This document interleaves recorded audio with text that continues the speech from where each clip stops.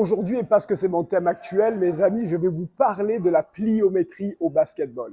Alors, pourquoi est-ce que je veux venir un petit peu là-dessus? Parce que pour moi, la pliométrie, c'est la composante très incomprise au niveau du basketball. Pourquoi est-ce que je dis ça? Parce que bien souvent, chez les jeunes, que vont faire les entraîneurs? Quand on va leur parler, les entraîneurs vont nous dire j'ai pas trop confiance en les exercices avec poids, je maîtrise pas trop ou je pense que c'est pas bon pour le développement du jeune, c'est une vieille idée reçue. Donc, qu'est-ce que je vais faire? Travail à poids de corps, c'est plus sécuritaire, donc on va focus sur la pliométrie. Grande erreur. Grande erreur, pourquoi? Parce que la pliométrie, selon les exercices qu'on va choisir, peut être un des types d'exercices en fait les plus intenses au basketball et qui peut avoir un impact sur les structures articulaires. Je m'explique. Comment est-ce qu'on peut planifier la pliométrie? Donc c'est très simple. La première chose à savoir, c'est qu'il faut planifier selon les niveaux de difficulté et selon les contraintes qu'il y a dans les exercices que l'on choisit. Par exemple, les premiers exercices qu'on va mettre en place, ça va être des skips, ça va être des hops, c'est-à-dire des petits exercices d'appui rythmés.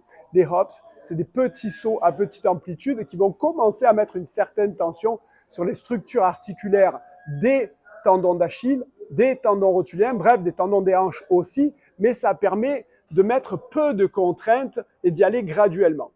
Ensuite, progressivement, on va s'orienter vers des sauts un peu plus maximaux, entre guillemets. On va faire des sauts de haie où on va essayer d'aller haut. Alors pourquoi on les intègre après? Parce que vous savez que quand on remonte, quand on saute assez haut, notre poids de corps, en fait, va prendre du poids quand il redescend. Donc la phase excentrique en redescendant est plus lourde et pas tout le monde a la force justement pour absorber ces chocs-là.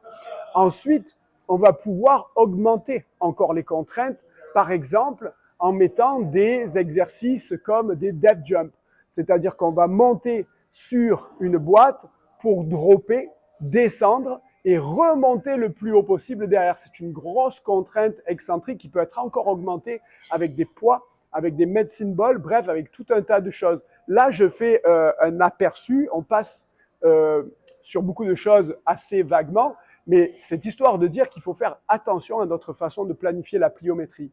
Un autre point super important, ça va être, en plus de l'évolution de l'intensité, ça va être le volume de travail.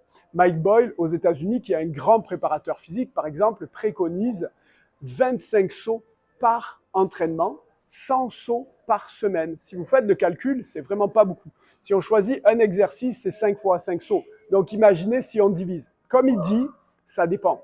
Il faut faire une différence là-dedans. C'est-à-dire qu'au début, quand on va avoir des exercices peu intenses, comme des hops, des skips, tout ça, on va avoir un nombre de sauts plus élevé et il y aura moins d'impact sur l'organisme. Mais quand on va partir dans une planification plus intense en pliométrie, qu'est-ce qu'on veut? C'est que on veut maintenir le même nombre de sauts. On ne veut pas user les structures et on veut progressivement augmenter l'intensité sur les exercices. J'espère que cette vidéo vous a aidé à comprendre les enjeux de l'entraînement en pliométrie. Si ça vous a plu et que vous en voulez plus, je vous invite à vous abonner à la page. Salut!